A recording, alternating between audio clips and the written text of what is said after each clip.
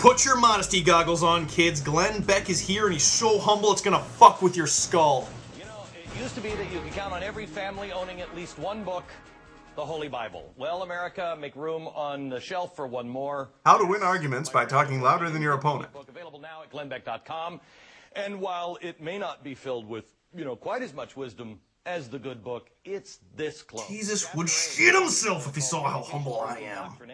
It tells the tale of how our kids in college aren't being taught. They're being force-fed one liberal, socialist, anti-American point of view, one right after another. You don't have to take my word for it. Ben Stein is also the author of a new book, Real Stars, and he has a brand new documentary coming out called The movie's so good, the only quotable source for the cover was its own host. University communities to push their agenda down the throats of our children. Ben, nice to meet you. You wouldn't know anything about shoving agendas down people's throats, would you, Glenn? You said to me right before we went on the air that you thought that I was doing a parody of a conservative. Right, because you're so conservative.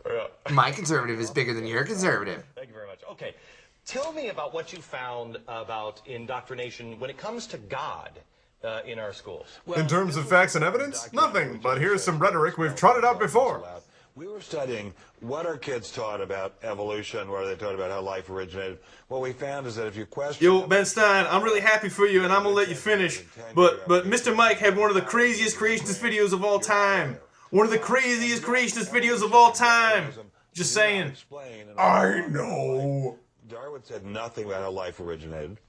Darwin had no idea of how complicated the cell was. Darwin was never able to point to any clear evidence of any species that had originated by evolution. That's like blaming mathematics because you don't know where numbers come from.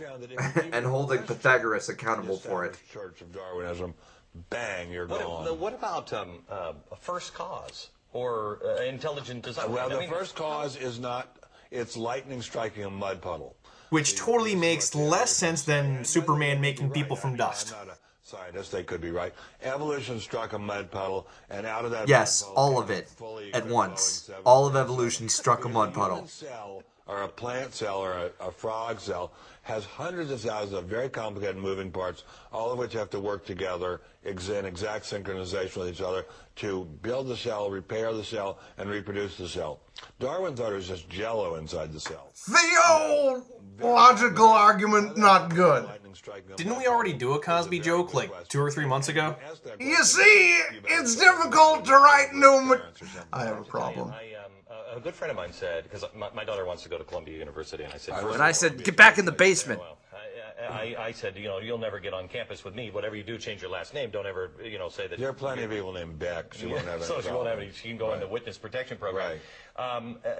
But a good friend of mine said you should send her. Just make sure she's armed against the professor. So and I said, God damn it, Timothy McVeigh, you're the best friend a man has ever had. You want to say it was evolution, but they won't ever. They won't ever listen to the other side. And what I kept wondering when I was working on this documentary is, if they're so sure they're right, what are they afraid of? If they're so sure, because it's not about being afraid. It's about not lending credence to crackpot theories. Out of the water and say, you fool, you didn't know this, this, and this. Right. But when I talk to people who are Darwinists or evolutionists and say, well, how did life begin?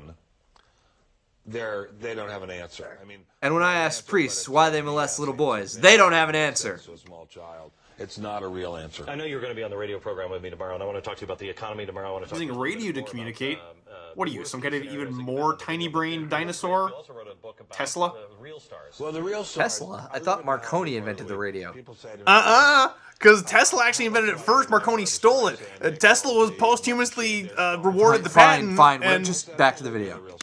The real stars are in Baghdad, Ramadi, and Kirkuk, Mosul, Fallujah, wearing body armor. Did you notice that Glenn Beck hasn't stopped with that little thing plugging his book in the left of the video the entire time? They're buried in Section 60 of Arlington National Cemetery. They're in the amputee ward, Ward 57, at Walter Reed Army Medical Center. They're the real. Thank you for playing and losing Ben Stein's new game show, Universally Unqualified Documentarian. Thank you very much. Thank you so much.